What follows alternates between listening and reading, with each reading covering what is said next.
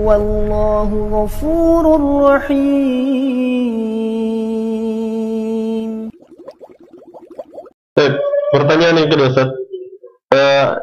Ini ada seorang wanita yang sering dinasihati agar selalu bersabar dengan sikap suaminya dan taat kepada suami. Namun, wanita tersebut berucap, bagaimana saya bisa taat dan sabar kepada suami? Sedangkan suami saja katanya tidak maksimal melaksanakan kewajibannya kepadanya. Wanita tersebut katanya akan maksimal taat kepada suaminya jika suaminya juga maksimal melaksanakan kewajibannya kepada istrinya. Mohon nasihatnya kepada keduanya, Ustaz. Masya Allah. Jadi sang istri tidak mau menjalankan kewajiban sampai suaminya pun menjalankan kewajibannya. Ya, jadi yang pertama,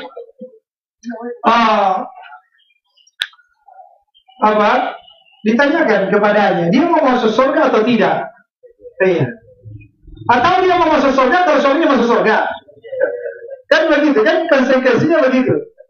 Artinya secara kesimpulannya bahwa saya tidak mau masuk surga sampai suamiku masuk surga. Iya. Bagaimana saya bisa masuk surga? Yaitu menjalankan kewajiban, kan begitu, kepada suami. Dan bagaimana suami saya masuk surga? Kalau dia jalankan kewajibannya kepada istri. Dan itu tentu ungkapan yang tidak benar, prinsip yang tidak benar. Kalau dia mengatakan saya tidak mau masuk surga kecuali suamiku juga masuk surga. Ya, yang benarnya bahwa kita ini, ya, bahwa seseorang itu dia cari jalan keselamatan. Iya. Bagaimana dia selamat? Dia terkhusus di akhirat. Bagaimana dia masuk surga? Iya. Adapun orang lain, ya di akhirat nafsi-nafsi. Di akhirat nafsi-nafsi. Tetapi kita dahulukan diri kita dulu. Bagaimana masuk surga? Maka seorang istri kalau ingin masuk surga adalah dia kerjakan kewajibannya. Iya.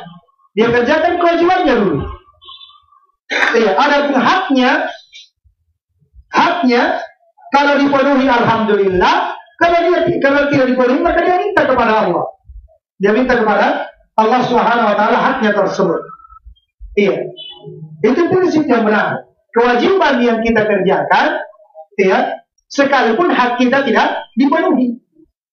Karena kita punya tujuan masuk surga. Iya. Adapun kalau hak kita tidak dipenuhi, kita tidak berdosa. Yang berdosa si suami. Iya kan? Tapi kalau kita tinggalkan kewajiban taat kepada suami, justru kita berdosa. Jadi yang wajib bagi istri itu adalah mentaati suami dalam perkara yang ma'ruf. Iya.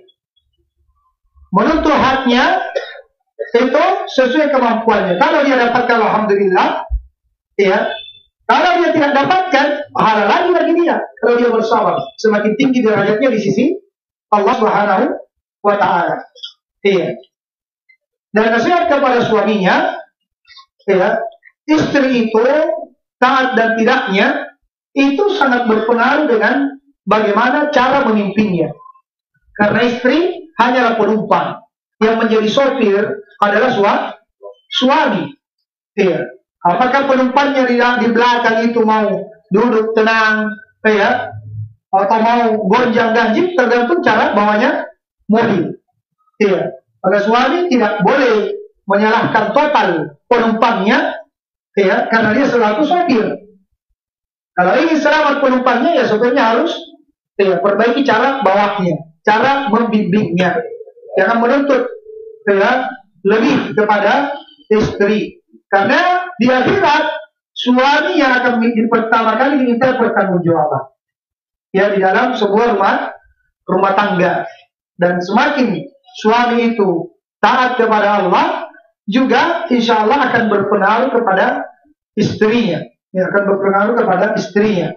Jadi setiap orang di dalam rumah tangga itu mencari keselamatan pertama kali untuk dirinya. Ya, ya ayyuhalladzina amanu qu anfusakum. Jaga diri kalian dulu. Wa ahlikum nar. Baru keluarga kalian dari api neraka.